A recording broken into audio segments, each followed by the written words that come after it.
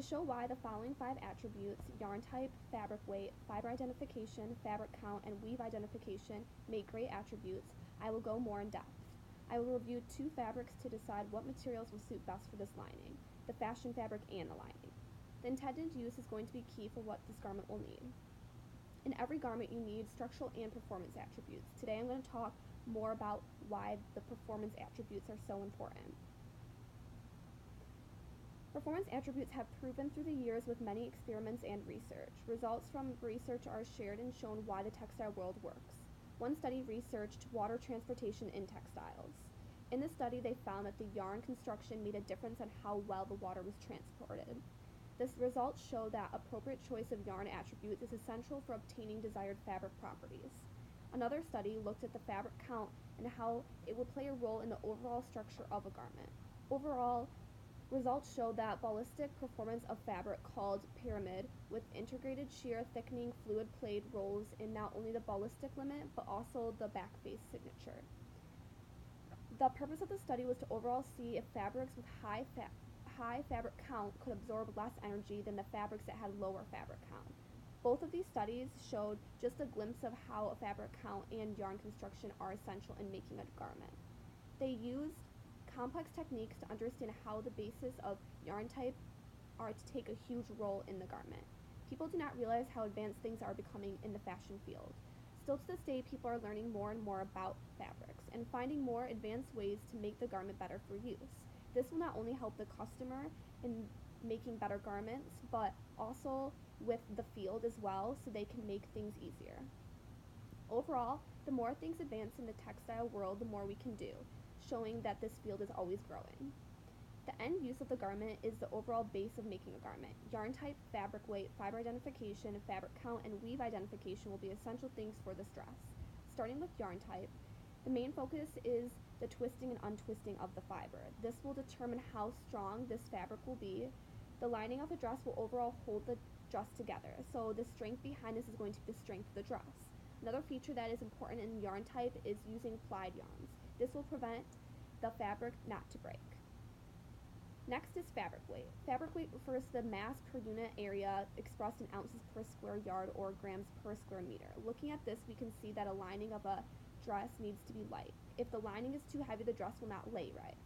I will need to make sure that whatever fabric I pick, it is lightweight. I also would avoid woven fabrics such as wool. This will also make the lining cooler in temperature for the user. This will be great for a summer dress. Next, going into fiber identification, both the lining and the fashion fabric will need to react well while wearing and washing. Educating yourself on how the fabric reacts to different types of tests, this will show how you will need to look into the fabric and the lining. For example, seeing how the fiber reacted in the flammability test, it will be necessary to stay away from warm surfaces. Next, fabric count. Fabric count refers to the number of warp and filling yarns in 1 square inch.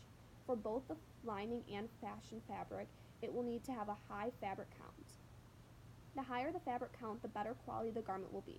The lining and fashion fabric will also need to be closely woven together to prevent getting holes.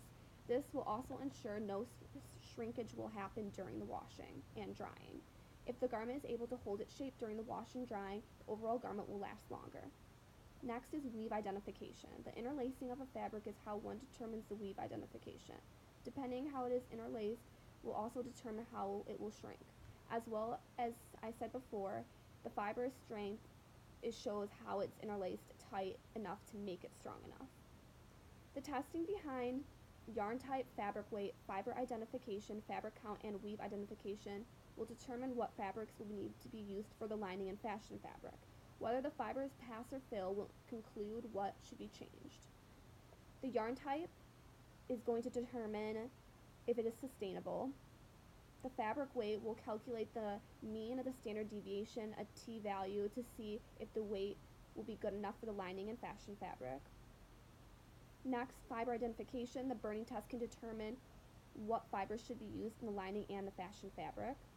In fabric count, during this test, one uses a magnifying glass to count the warp and weft. The higher the count, the better it is.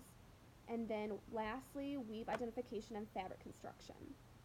Overall, I have concluded that the fashion fabric should be 100% cotton, medium count, Medium weight plain weave with a single spun yarn. Lining should be 100% polyester, higher count, lightweight, plain weave with a single spun yarn.